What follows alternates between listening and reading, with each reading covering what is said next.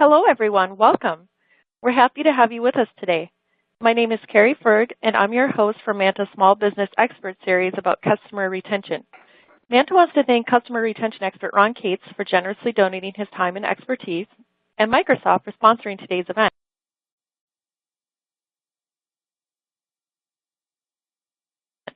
We hope you'll tweet about today's event using hashtag MantaExperts.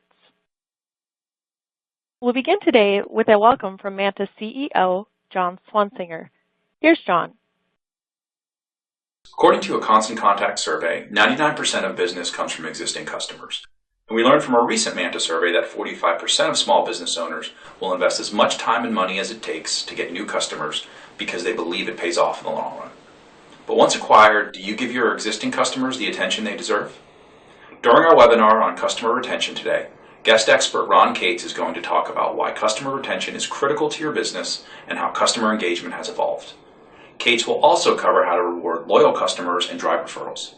He'll close out the webinar with direction on what online tools you should be using, since customer retention is now primarily digital. Thanks for attending our webinar today. Now, back to Carrie.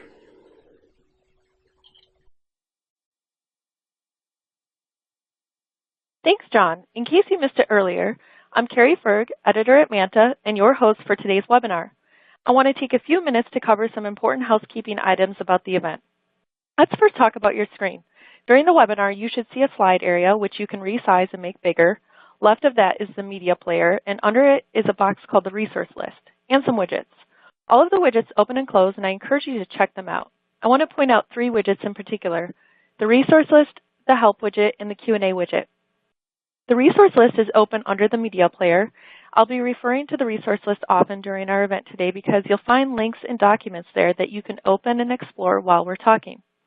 If you're having technical difficulties, please click on the help widget, the one with the question mark icon. My colleague Heather is answering your technical questions and fielding all other queries, so just send her a note. After the webinar, be sure to head over to our community to ask our expert any questions. The community is linked in the resource list. Okay, let's get down to business. I'd like to start today's webinar with a quick story about why we're here. As John mentioned earlier, the vast majority of your business comes from existing customers. We learned from a recent Manta survey that 45% of small business owners will invest as much time and money as it takes to get a new customer because they believe it pays off in the long run. Another 33% stated they needed to at least break even on customer acquisition.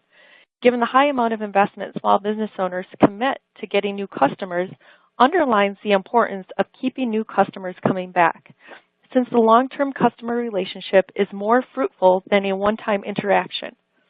In fact, 24% of Manta owners surveyed said loyal customers are 3 times more profitable than new ones. Here's what we have planned today. First, you'll meet our expert, Ron Cates. Then Ron will walk us through why a successful customer retention strategy is critical to small business success. And he'll explain how customer engagement has evolved. Then Ron is going to dive into how to reward loyal customers and drive referrals, as well as online tools you should be using. Ask your questions using the Q&A widget anytime during the webinar, and Ron will do his best to answer them at the end of the webinar. I'd like to start today with a quick poll. The question is, what do you do to keep your customers using your product or service? I'll wait a few seconds and then I'll pull up the results.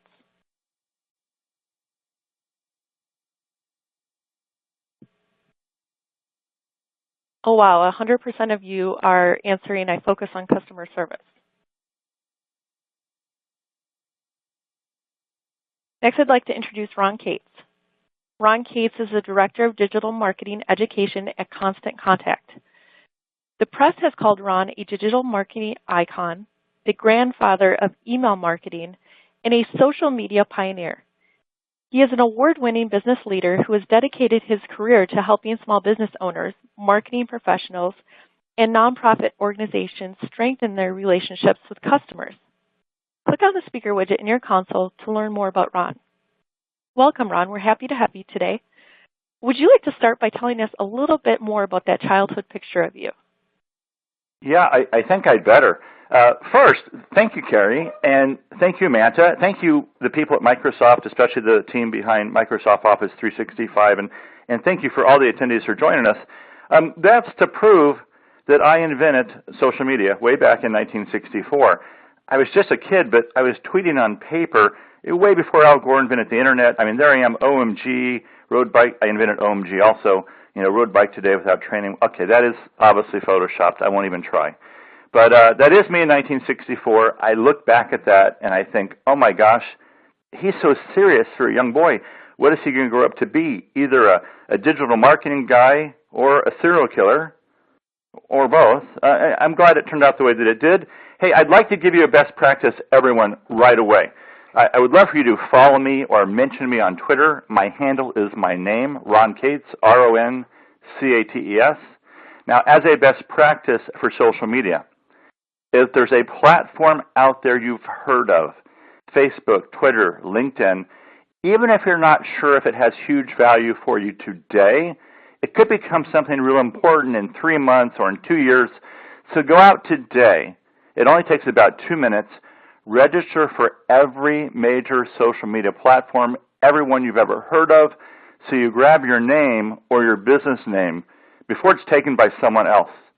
I don't know how many of you on this call have tried to register a .com in the last 5 years, but it's almost impossible because every word and phrase is taken.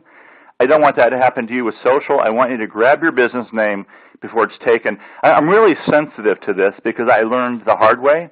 On all the social media platforms, I have to use my real name, Ron Cates. I wanted to use my street name, the name everyone knows me by, but Gangsta666 was taken. Pretty sure Carrie Ferg has it. So I don't want that to happen to you. Go out and register today immediately. Hey, let's jump in and get started.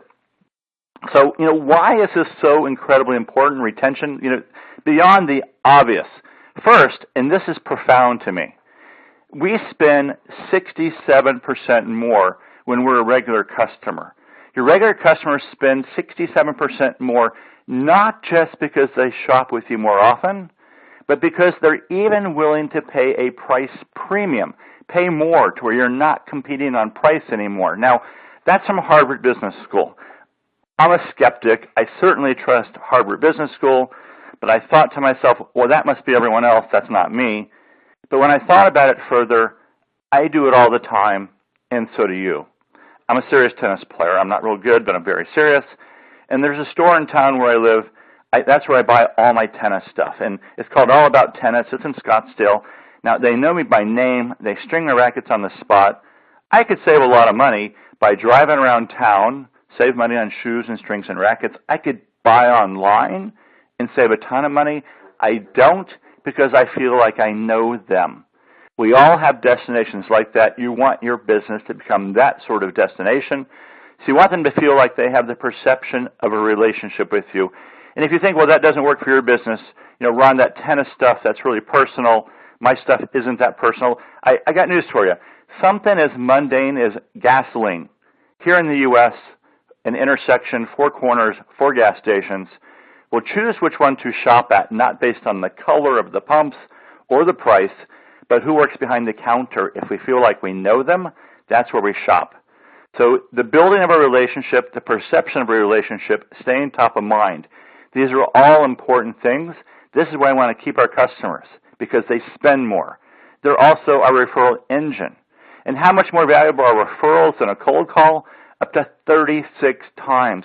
We don't trust ads anymore. Only 14% of us trust advertisements, but 78% of us trust an online recommendation, even when it's from a stranger. I mean, I don't know how many of you use Yelp. I travel a lot. I speak all over the country and around the world. I go to a new city. I want to know where to eat. I go to Yelp. Now, I don't know any of those people on Yelp, but I trust their opinion about the food more than I trust the owner of the restaurant's opinion about the food. So it turns out this has big power. 90% of us who use Yelp decide where to eat based on what the Yelp reviews say. When it's someone in our network, instead of 78%, it goes up to 93%. And when you think about this further, who is your very best prospect? It's somebody like your existing customer. And who do they network with? People like them. On the average, we have 224 friends on Facebook, You know, when someone talks about your business and about the experience they had in a positive way on Facebook, that's incredible influence. That's now this person's becoming an advocate on your behalf. That has incredible power. So we want to make sure that that happens. Now, at Constant Contact, we have more than 650,000 small business customers. And we surveyed all of you, and we asked you, where does your business come from? And you said that 90% of your business comes from current customers, but 10% is new acquisition, very exciting. We dive into that further, and out of that 10%, 90% of it was referral-based, you know, from existing customers. So the reality is only 1% is typically, you know, walk in the door, brand new acquisition. So we're going to focus a lot on, you know, the 99%, you know, keeping your existing customers happy and allowing them to become referral engines on your behalf. You know, I love social media, but I think the most overlooked and strongest power of social, it allows your fans to become advocates on your behalf. They want to, they're ready to, they're excited to, you just have to make it easy and ask, and that's where referrals come from. Your existing customer is a gold mine. Now, I explain social in this way, especially this aspect of social. I live in Phoenix, Arizona, and I have a favorite grocery store. It's Safeway. And if you don't have a Safeway in your market, that's okay. It's just a supermarket. It's just a grocery store. And the reason I like it so much is it's close to my house. They have a lot of stuff. It's clean. The people are friendly. The prices are okay. Now, that doesn't happen by accident. They spend a lot of money, time, resources, and energy to knock my socks off, just like you do at your business with your customers. And 10 years ago, the most they could hope for is I'd be at a party, and I go to super dull parties. So there's a circle of people talking about groceries. I tell them how much I love Safeway. I mean, what are the chances of that happening? And how many people could I impact, you know, 2 or 3?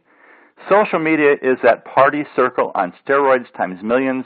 The virability is unlike anything we've seen ever in the history of the earth.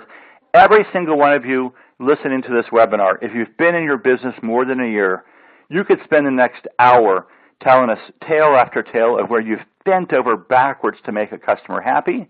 And then what happened? You hope they go out and refer you. Well, social media, email, this is how they can really become very active, widespread advocates on your behalf. It has huge power, and it's unlike anything we've ever seen in the history of the earth. Engagement is a new word of mouth. The conversation, though, is now happening online. You know, I read not too long ago that, you know, hey, my business, we're talking about a specific vertical, this is a handshake business. Well, today, you know, hitting the Facebook like button has huge power to it. People don't do that lightly. I'm putting my reputation online with my entire network. So it turns out that when people do hit that Facebook like button and they show in their network that they're a fan of yours, it's not light. It turns out that 91% of the people that do that are going to buy from you again, and 93% are more likely to refer you to friends. So this does have huge power. It's just moved online. Here's a big why behind social media. I think this will convince you right away that this is something you need to be involved in.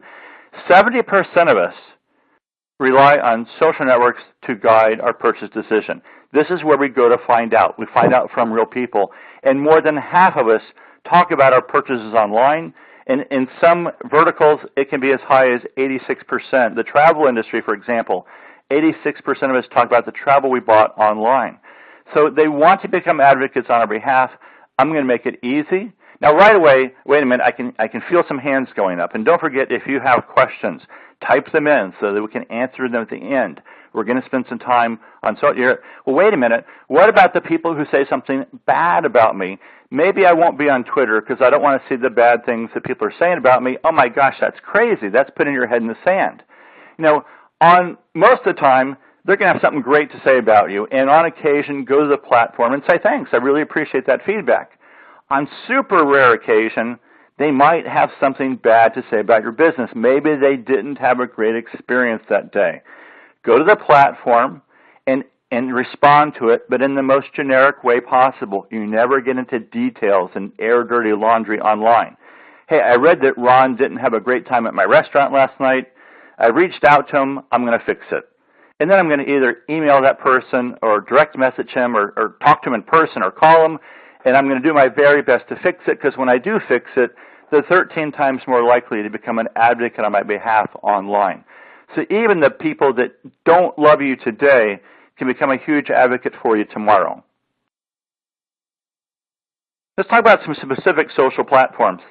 Facebook is low volume but high value. It's one of the rare platforms where over-communication can get you in trouble.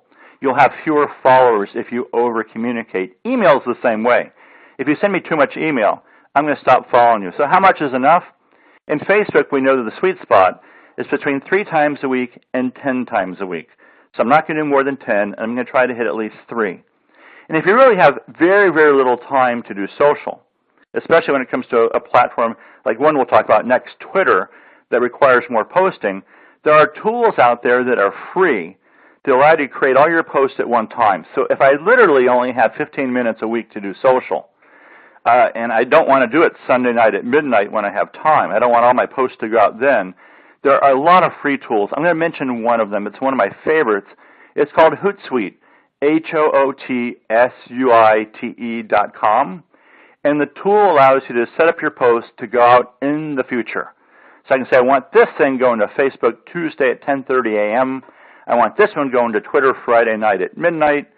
I love this tool. I'm almost 60. I've got adult kids. I've got tweets going out to them 40 years from now just to scare them.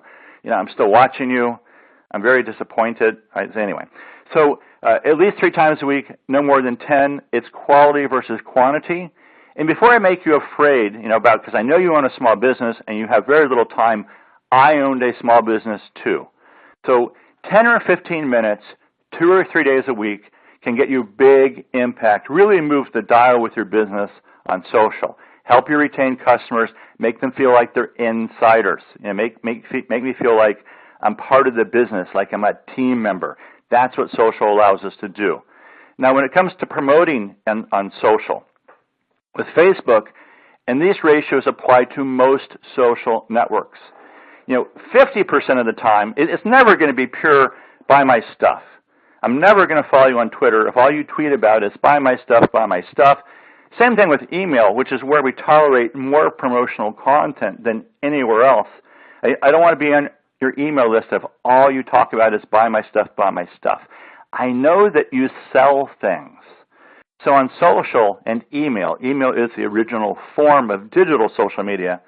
Don't talk about buy my stuff. Talk about your expertise. Elevate yourself. Show off your experience. Bond with me. Build a relationship. That makes it more likely that I'm going to buy from you, come back to you, and refer you to my friends. So 50% of the time on social, it's about getting likes, shares, and comments. You're being entertaining, you're inviting a conversation, you're asking questions, you're sharing images and video. And let me talk about that just a little bit further. For me, a social media post should pass 2 important rules. 1, are they going to want to share it with their friends? 2, will it incite them to comment? If I incite them to comment, they're now making new content on my behalf that's being viewed by their networks and giving me great social visibility. I'm going to give you an example of my favorite Facebook post ever. I think it's going to surprise you. It's from a farmer's market. And when you think farmer's market, you usually don't think, oh, high-tech social savvy, but it's the very best post I've ever seen. Here's what it was. It's 2 a.m., do you know where your fruit is? And if you're saying, well, so what? That's silly. Okay, that took 5 seconds to type. But within minutes, there were comments and likes. And within a week, there were more than 250 comments. And if you scroll through those comments as the owner of the business, which only takes you seconds, you learn a lot about your business. They love my fresh watermelon. They wish we had peaches in season. Parking's a real pain on Saturday. Oh my gosh, I didn't know that. So here's invaluable information that you can scan in seconds, learn about your business, things that you couldn't learn any other way. So next, 30% of the time, it's about being useful and informative. This is elevating yourself, industry info, showing off your expertise, and never be afraid of that word, expert. I don't want to buy from the fifth best or the fifth best most knowledgeable, in the zip code. I want to buy from an expert. So show off a little bit, elevate yourself. And you can curate a lot of content. What that means is content you found and shared as opposed to something you wrote on your own. It turns out that more than half the content on social is something you found and shared. It's not original thought leadership content. And when it comes to social, it's not about being perfect. It's about being real and authentic. We're trying to connect with something real. That's where that relationship comes from, to where I become a regular customer and you keep me. It's from being real, authentic. Now, do I want to know what you have for lunch every day? No. But if you're backstage at the Devo concert, you've got your Blue Energy Dome on, I want a picture of that. This is about being real, authentic. Let me give you an example. I have a friend in San Diego. He owns a store where they own radio-controlled, cars and boats and airplanes. He has 9 employees. I said, I will bet you that when the UPS person brings in that new super cool thing, I bet your staff, I bet they fight over each other to be the first to unbox it. Am I right? He said, oh, absolutely. You must have been here because that happens every single week. I said, what would happen, with this? What would have bigger impact? You could hire a videographer to come in for about $30,000 and shoot a great infomercial and put it on YouTube, or you could pull out your smartphone for free and grab that 30 seconds of true unbridled enthusiasm and post it. Put it in a constant contact email. Put it on Twitter, on YouTube. It's night and day different because it's real. You have customers come in every single day. You've knocked their socks off. They love the outfit you sold them or the house that you built them. You grab that with a quick video. You post it everywhere. You quote them. You take a picture of it. You ask them if they'd be willing to post on your Facebook page. It's that simple. If you don't ask, you don't get. So you do have to ask every single time. And then 20% of social, it's a call to action. Now, it's not, buy right now. Now, some experts will tell you you really can't do any promotional content on social. I disagree. I think if the enthusiasm is real, if I just negotiated the best deal ever, or I just got in a product that I'm super excited about, I think I can be very promotional with that.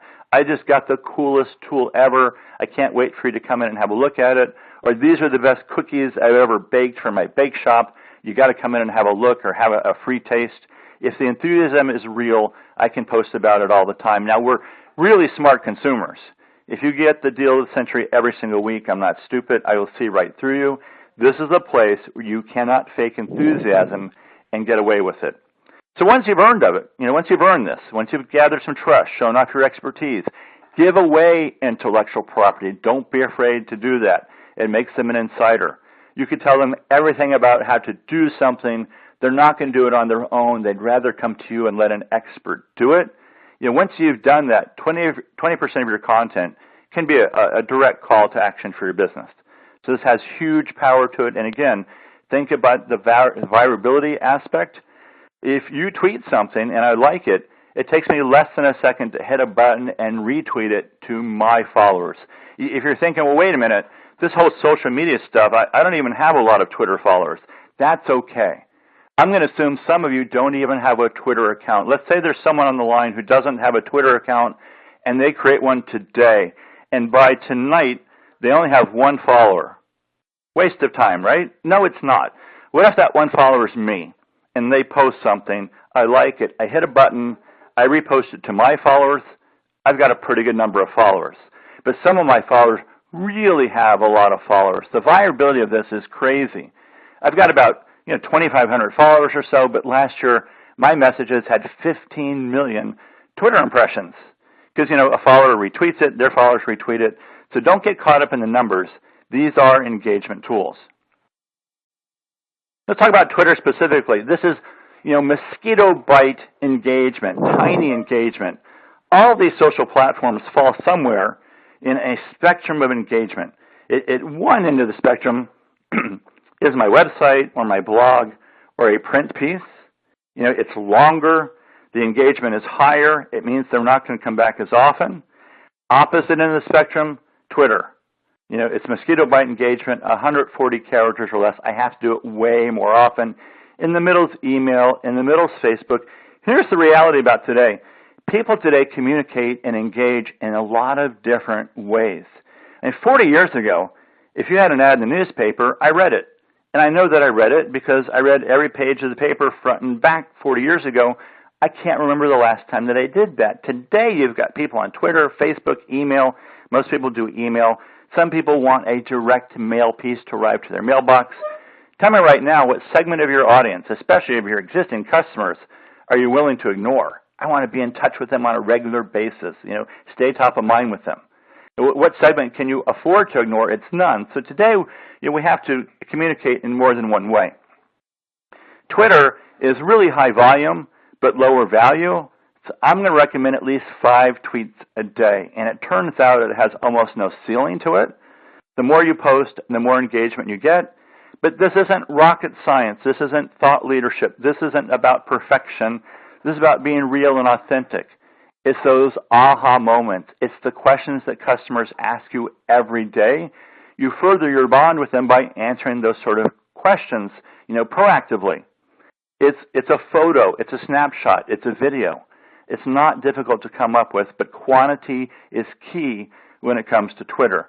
And other social platforms like LinkedIn and Instagram, they all fall in different places. LinkedIn, it's much fewer posts. It's more along the line of Facebook. Instagram and Pinterest, those are more, you have to post more often to get traction. Let's talk about other tools, besides traditional social, where you can really stay in contact with your customers and get in front of them on a regular basis. Now, one of the things that happens is we knock their socks off. We do everything right, and they end up shopping somewhere else someday because they forget about us. We get more than 600 marketing impressions per day per person in the United States, and I can love you, but forget about you. How many of you have a restaurant that you really, really like, and you just forget to go there sometimes? I mean, if you got an email from them once a month, or if you saw them on Twitter or Facebook, you'd salivate for that food and drive over and buy it. Every business, has this dilemma. There's so many marketing impressions out there today that you can be forgotten about even if you're good. So you need permission to get in front of them on a regular basis. With email, with social, that's a great way to make it happen. I can't ensure that they're going to come visit my website on a regular basis or my blog, but email and social make this a two-way street where I've got permission to get out in front of them on a regular basis. That's really, really powerful. Another online tool that's really great are local deals. Now, I know you're familiar with Groupon, but other companies do local deals also, and even do it in a different way. Constant Contact, we do it totally different than Groupon does. I love the Groupon concept. I don't like their execution. With Groupon, they'll hammer you to do at least half off, then they get half of that, and then you don't really get the contact information. We have a tool where it's either $1, $2, or $3, depending on the size of the deal, so you have total control over the cost. You get all the contact information, but then there's also a viral component. There's 2 types of deals. There's a smart coupon, like 20% off, a really good way to reward my customers. There's also a deal where they can pay for it right now at a discount. That improves my cash flow. But one of the neat things that we have with our local deal program is if they decide to share it on social, you have the option to give them a better deal. Let me be more specific. Let's say I offer my existing customers 10% off their next purchase. If they share that deal on their social networks, that can automatically go to 20%. And of course, you've got complete control over these numbers. I'm just using them to illustrate. It could be any percentage, any improvement, or you don't even have to do that at all. But I think that's a great way, not only to reward your existing customers and make them even more loyal, but it's a great way to get them to talk about you with their networks and share that deal to their entire network. There's also an online tool that is essentially a Facebook promotion. Lots of companies offer this, including mine, Constant Contact, and it works this way. It creates a gate on Facebook, and if they give you something of value, in this case, if they sign up for your email list, it rewards them. It opens up something. And that could be, promotional content. It could be a discount. It could be a white paper. It could be they get to download a video. I'm going to tell you right now that people are more attracted today to intellectual property, insider information, than they are to money, to a discount. So instead of saying, here's a coupon for 20% off, if you join our list on Facebook, instead say, hey, if you join our list, you get to download these 20 great tips or these expert coaches' recommendations. And I'll give you an example. For a bike store, if you click download, you get 50 must-have cycling tips. You join our email list at the same time. This is another way to grow your email list. Email is still the core of social. Email is how you monetize other forms of social. I'm never going to follow you on Twitter if all you tweet about is buy my stuff, buy my stuff. But we do tolerate some promotional content on email. We even look forward to it in a lot of cases. So it's not an invasion. We actually look forward to it. So this allows them to sign up for your list and share this whole thing on their social networks so you can get even more people to join your list. Now, as far as expanding your email list and expanding all of your social followers, making those bigger numbers, think about how all these tools work together to amplify each other. I can get more people to follow me on social via my email list. When I send out an email, it's going to have those icons. Click here to follow me on Facebook or follow me on Twitter. At the same time, if I love you so much, I'm looking at your Facebook business page, there are free tools where people can sign up for your email list on Facebook. Or it's just a link. I can actually tweet that out. Hey, we have a really good interview in our next email newsletter. Click here to sign up for it. So the two work together to amplify each other in ways that were never, ever available before. Really phenomenal tools. So anywhere you connect with someone, make it easy for them to follow you. So for example, in my store, I'm going to have a poster. People can actually text to join your email list. That's a free tool we have at Constant Contact. They can scan a QR code to join your email list. Now you have permission to make this a two-way street. They can sign up from your Facebook page, or you can do a Facebook promotion to sign up for your email list. In person, ask every single time. There's this statistic that I love and hate at the same time. Here's the stat. 57% of us will give up an email address when asked to, at a local business. That sounds really promising, but the reality is, what's the average ask that you get? For me, it goes like this. I buy something, I go up to the counter, and here's the ask. They go, so, you don't want to give me your email address, do you? If that gets 57%, what happens if the staff is trained really well? What happens if they ask every single time? I can tell you, there's a store in Denver, a guitar store. Mandatory policy, they have to ask every single time, even on phone calls. They get a phone call, do you have Gibson guitars? They're like, not only do we have Gibson guitars, we do a monthly newsletter that features Gibson guitars. Can I have your email address? 92% over the phone sign up, give up an email address, 98% of walk-in traffic. So think about in terms of how this allows you to stay in touch with your regular customers, to make them feel like they're an insider, a part of your business. This is the sort of loyalty where they're going to end up spending 67% more, and you're not competing on price anymore, and they're going to go out and talk about you to all their friends, their entire network, their 224 friends on Facebook and beyond. So when it comes to sign up for email, I'm going to give you a couple of tips. First, there's a free tool you can put on your website.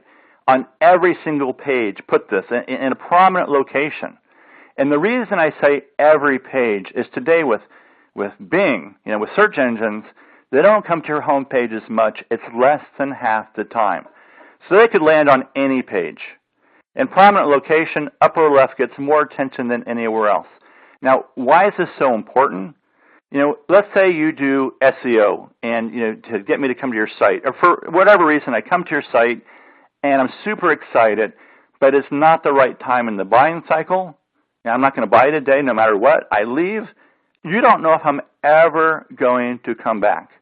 So by signing up for your email lists, now you have permission to get in front of me on a regular basis. That's incredibly powerful. Now, I'm sure that you're getting really excited right now. Listening to this, you have tons of questions bubbling in your head. So make sure you go to that Q&A panel. You start to type in your questions. So at the end, we can try to answer every single question you have. Throw anything at me you want. I'm not thin-skinned. I've been doing this forever. Thus, my favorite accolade ever is last year Forbes called me a digital marketing icon. My least favorite accolade Last year, I did an interview with a travel magazine, and on the cover it says, "Inside, an interview with the grandfather of email marketing." I'm like, oh my goodness, that's not exactly what I wanted, but I have done this a long time. I would love to be of help. Notice, too, that on this site, this is for a bike store, they have a live poll. You know, would you be interested in a trip to the World Championships? You know, if 100 people click yes, what do you think they're going to offer? If you want to know what your customers are thinking, if you want to know what they want, ask them. It's that simple. And live polls are really easy to do now. We've got a tool at Constant Contact. You can put a live poll on your site, or we can host it for you for free. So really, really powerful tools are now available, more than ever in the past. And make everything easy to share and to forward. So, of course, with email, there's old school, hey, forward to a friend. You know, of course you're going to do that. But we actually have a really unique thing at Constant Contact where your email that you send, your recipient can hit a button and share it on all of their online networks. Now, think about that for a second. That's pretty powerful. Your recipient can hit a button and like your email on Facebook, share it on Facebook, LinkedIn, Twitter, every major social network. The viability of this is crazy. On the average, 224 friends on Facebook. We already know that last year, email had the highest return on investment of any form of marketing. On the average, $39.40 for every dollar you put into it. That's a phenomenal return. We're seeing some users get up to a 60% increase in the reach of their email by adding this button. I mean, I would do this every single time, and then we track it for you. So later you can actually see how often it was shared and what platform. If you're really challenged by, you're wondering which social platform should I be spending time on, where do I get the best traction, start out with your email, add the social share bar, and later you can see, well, oh look, everybody's sharing this on Twitter, nobody touched Facebook, I guess I'm going to spend a little bit more time on Twitter. Really powerful tool in a lot of different ways. Now, other online tools, we talked about live poll, very similar to online survey. So an online survey, just what it sounds like, if you want to know what your customers are thinking and what they want, you ask them. Now, you can do a paper survey, but it turns out that online surveys are a bit unique. They get much more times the response rate than a paper survey. But I'm going to give you some best practices. Do not ask me a lot of questions in the survey. I don't want to take your 100-question survey ever. I'd rather have a root canal. So how about 4 or 5 questions or less, one topic, that you can do every month and get a huge response to. And never ask a question unless you're going to do something, take action based on the response. If it doesn't pass that test, it's not a good question. But this is a way to make your customers feel like they're really part of the business, like they have ownership. And there's huge PR value to it. Even if I'm not happy with how many people took it. Let's say, I sent out a survey to 100 customers and only 20 took it. On social and an email, I'm not going to say, I wish more people took my survey. If I had a restaurant and the survey was about dessert, I'm going to say, based on the survey response, I'm adding chocolate cake to the menu. This is another way to highlight to your entire customer and prospect base that you listen to your customers. That's what, that they have power. That makes them more loyal, allows them to stay, encourages them to stay longer, and to also talk about you to all their friends and their network. It also allows you to learn about their level of experience so you can target product and service more specifically to them. We also have the online survey and live poll. Again, for the bike store, they just sent out a gift catalog for winter. Which items were you most interested in? Live poll is really powerful. It's one question. You put it on your website, and when people answer it, they get to see how their answer compares to everyone else on earth who took it. MSNBC uses this really well. It drives a lot of traffic to their website. So besides being a traffic driver, it's also going to allow you to learn about your customers and prospects in a way you can't learn any other way. Events. You're going to find this to be ironic, but the next big phase of social, every expert says that in 2016, the next big phase of social is live face-to-face events. Of course, that's ironic. We don't know our neighbors' names anymore. We buy from the cloud. That's why socials become powerful. We want to connect with a real, living, breathing something. but we haven't been willing to get rid of our iPads and our laptops, so we've been doing it via social. Now we want face-to-face. So this is a really powerful connection between you and your customers and prospects. For a bike store, it could be a free clinic on how to fix a flat tire. For the travel industry, it could be, here's a clinic on how to pack really, really well. It could just be a get-together or a tour behind the scenes or a meet the staff. It's a way for your customers and prospects to bond with you in a very unique and powerful way that has huge repercussions for you as far as improving your business. And again, I want to remind you again, we're going to be answering questions in just a few minutes, so make sure you start typing those in. It's almost time to do that. Carrie, I'm going to let you kind of take over and help out. Thank you so much for all that amazing information, Ron. I think our attendees today are going to be really excited about everything you've taught. I'm still blown away by that statistic that only 1% of customers are new, which just underlines the fact that customer retention is where it's at. It's super important. So we do have a bunch of questions for you now. We hope to get to all of the questions entered today, but if you don't during the event, we'll try our best to respond afterward via the thread on the Manta community, which is linked to your left on the resource list today. So I'm going to go there and hang out for as long as I can. Awesome. Thank you for doing that. We have our first question for you today, Ron. So I suspect I have a store and I have a handful of staff members, and I'm pretty sure that they're not doing the best job of asking for emails. It seems to be my staff members' least favorite thing to ask for. So I'm curious, how do I motivate and train them to ask for emails properly? Because obviously it's really important. It's a great question. I think they're just viewing it wrong, and I get that. If you said to your staff, I want you to hand out a piece of chocolate cake to everyone that comes in, they would do that all day without hesitation. Instead of asking for something, they need to view the email as a gift they're giving away. And it's true. You're going to send valuable content. You're going to send expertise, tips, hints, and in some case, great promotions or inside information. So essentially, you're sending them a magazine or a newspaper. Those things cost money. So you're giving something away of great value for free. You just need the email address to deliver it. So again, if you said, we want to send a chocolate cake to everybody where you get their physical address, they would ask everyone.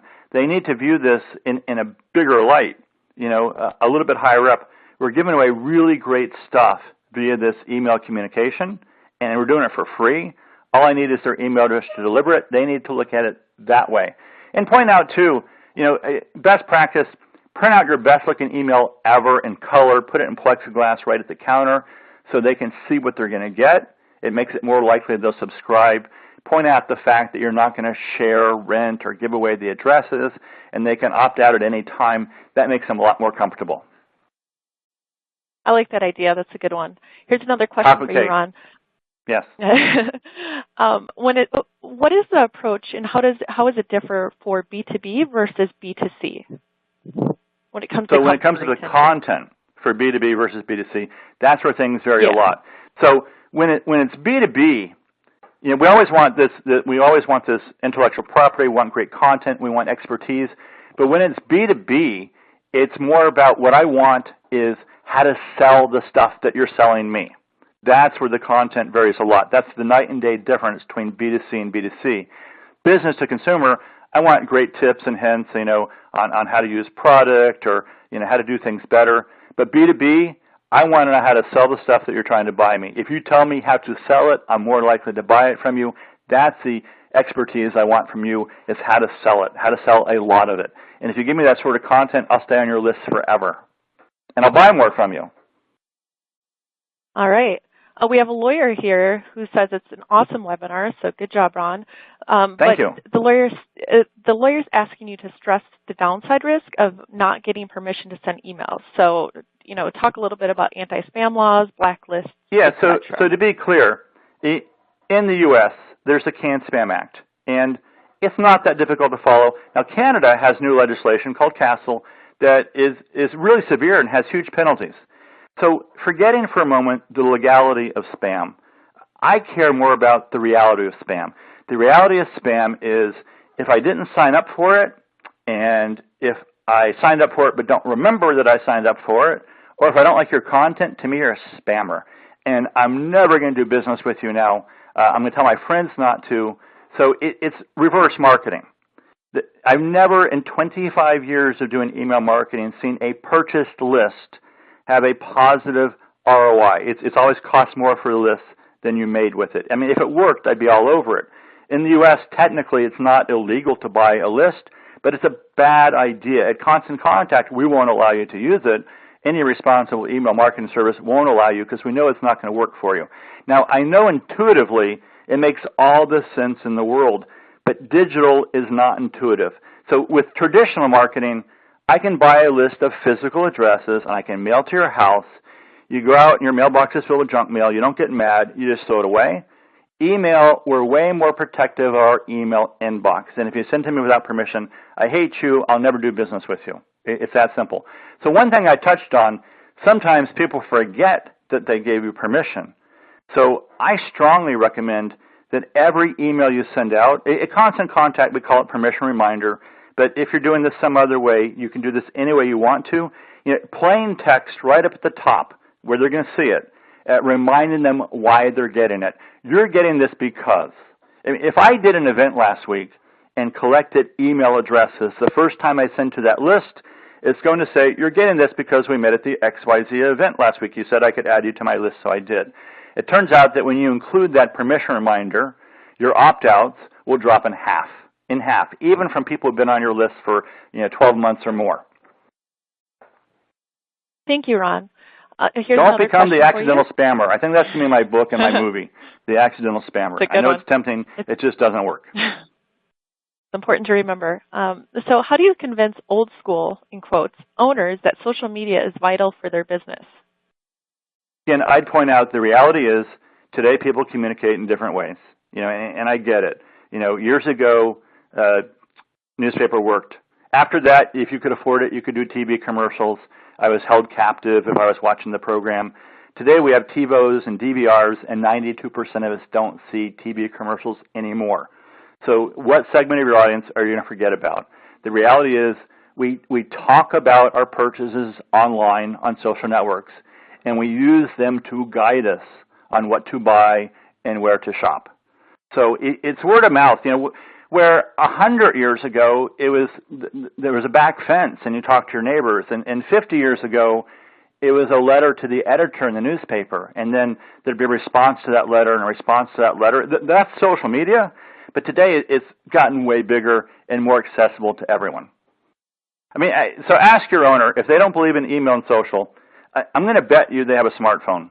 And if they have a smartphone, they didn't buy it because of the call quality. iPhone, not to pick on anyone who has an iPhone because I have one too, you didn't get your iPhone because of the amazing call quality. It's not in the top 10 phones on call quality.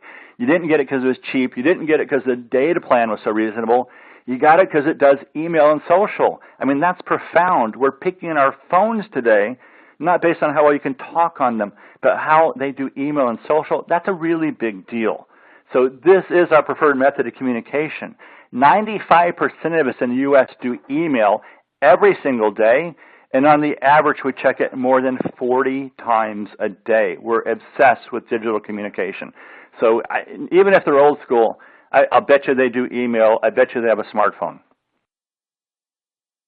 Thanks, Ron. Another question. Well, we have a couple people in different industries who, one is a government contractor, another is a roofer, let's see, another has a cleaning business, and they're asking how they can use social media and email to help their business and drive customer retention. Well, for a roofer, I go out and I do an amazing job. The customer is ecstatic. So what am I going to do? I'm going to pull out my smartphone. I'm going to videotape 30 seconds of them talking about how great it is. I'm going to actually do a video of the roof, and I'm going to post that on social. I'm going to put it in a Constant Contact email. I'm going to ask for them to talk about me online as well, because if you don't ask, you don't get. That's how this works. What was the government contractor? A little tougher, but still anyone who I've worked with and has been satisfied with my service, I want them to become an advocate on my behalf. I'm going to ask them if I can quote them. I'm going to ask them if I can do a video or a photo. I'm going to show off my work. For a roofer, So, here I'm Ron Cates, right? I don't know anything about what it takes to do my roof. And if there is any, question someone on earth out there might decide to do it on their own, show them the million things you do with great expertise on fixing their roof. Share that intellectual property. They're not going to go out and do it on their own. They're going to say, oh my gosh, for that price, they're doing all that stuff. That's a great value. And Carrie, what was the other one? It was a cleaning service.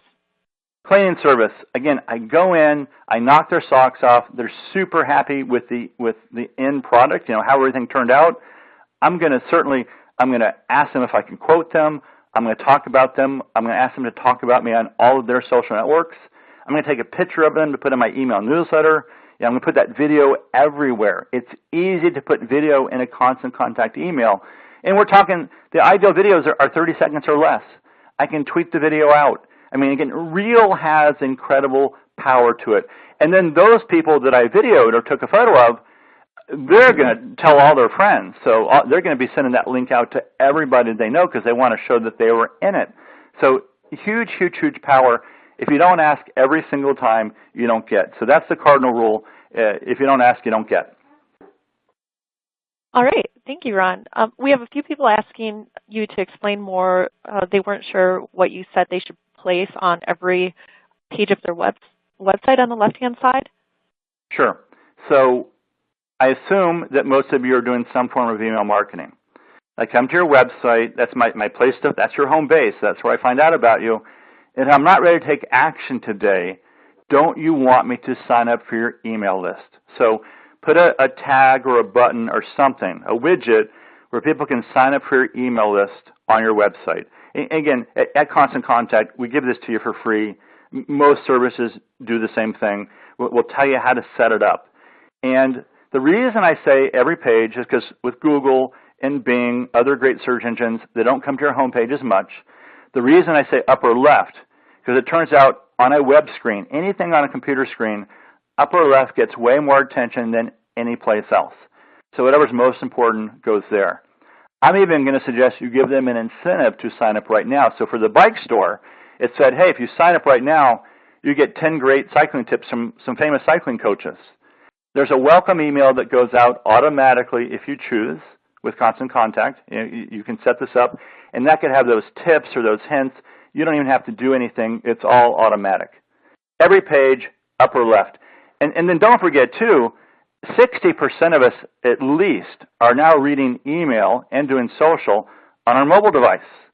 So when you design your email, it needs to be mobile friendly. What that means to me more than anything else is that it's concise. I don't want to read your long email ever. It's a concise form of communication.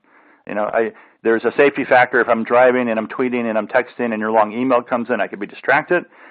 Think in terms of the thumb is the new mouse. If my thumb can't fit on the button, I can't click it. So if you've got the tiny little click here words, my thumb's never going to hit that. I'm going to recommend at least 16-point font for a mobile device, for a headline, at least 11 for the main text, and I'm going to make it high contrast, easy to read, black or dark text on a white or light background. Even the font matters. Fonts that have serifs, curlicues like Times New Roman are tougher to read on a computer screen, and especially on a mobile device, than fonts that have them. So sans serif fonts like Arial or Tahoma are a much better choice, for anything mobile or for any computer screen. All right, thank you. Carrie, let me add to that just a second. Yeah, so sure. we communicate in such a concise way today. Look at the strength of texting. I'm not going to read your long email. The ideal email is going to print out on an 8.5 by 11 piece of paper or shorter. And we see this carry over even to subject lines.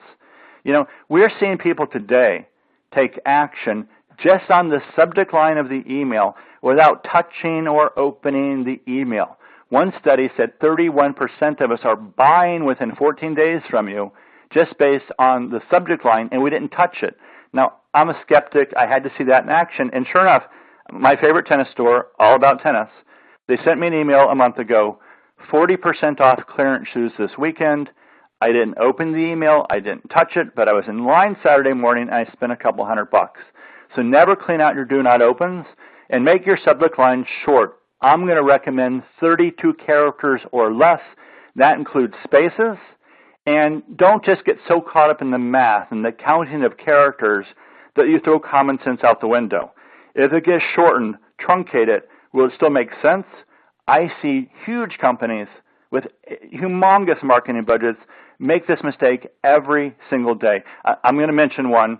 I can't mention them by name because I'll get sued, but Neiman Marcus sent me this email last year, and it was winter fashions you can't afford to miss. In my outlook, that says winter fashions you can't afford. That might be truth in advertising, probably not the message they intended. So if it gets shortened, does it still make sense? And even if they don't open it, if it's a great subject line, you just stay top of mind, you're reminding them what's going on, they'll take action even if they don't open the email. I love that example. It's a good one to remember. And a few more sort of legally related questions. Is it acceptable to send mass emails to contacts from your CRM database, even if you never asked for their permission, is one of them? And then we have another, do you need a customer-signed release to use someone's photos or videos online? So I'm not an attorney. I'm glad we have some on. So take whatever I say with a grain of salt. In the United States, it's not illegal to take that. In the United States, it's not illegal to send anyone email. So no matter how you get their email address, it's not illegal. Now, again, there's the legality of spam, the reality. If you didn't tell me you're going to send me email, I'm probably not going to be happy about getting an email from you, especially on a regular basis. If you have a gray list, and I owned a small business, I get it. I was an entrepreneur. I want to send everybody, I've got an email address, I want to send them something. If you've got a list that's kind of sketchy, kind of gray, you could send them like, a one at a time, personal invitation. We're doing this really cool email newsletter. You don't want to miss out on it. Or, we're doing email promotions. Click here to sign up for it. People are a lot happier about being asked, invited to sign up for something than being dumped in and they have to opt out. So again, legality-wise, in the U.S., that would not be illegal, but it would not be a best practice. I think it's going to backfire on you. In Canada, if you're sending an email to Canada, that would be illegal, and there are fines happening already. So forget the legality. The best practice is you don't send to people if they're not expecting the email. So I can go back to them individually if I didn't get permission up front and do it. When it comes to photos, because of the advent of social, if I've asked them if I can put their video on Facebook, I'm not going to go out and get a waiver on paper. I think the verbal consent is enough. Again, I'm not an attorney, all right. But that just seems logical to me. And people are doing it, worldwide every single day without repercussions. Well, thank you, Ron. We've got to wrap it up now. But if your question wasn't answered, yeah, it went fast, didn't it? But if your question wasn't answered, head over to the Manta community to get your question answered by Ron. Just visit community.manta.com/ and click on the Ask the Expert banner to pose your question anytime within the next hour, and Ron will answer there. Also, be sure to sign up for our next expert webinar on content marketing scheduled for December 17th. I saw one person had a question about blogging, which we didn't really touch on today, but it would be a great place to get that question answered during our webinar on December 17th. Thanks again to Microsoft for sponsoring today's event. We hope you'll join us during our next expert webinar. Thanks for attending today, everyone.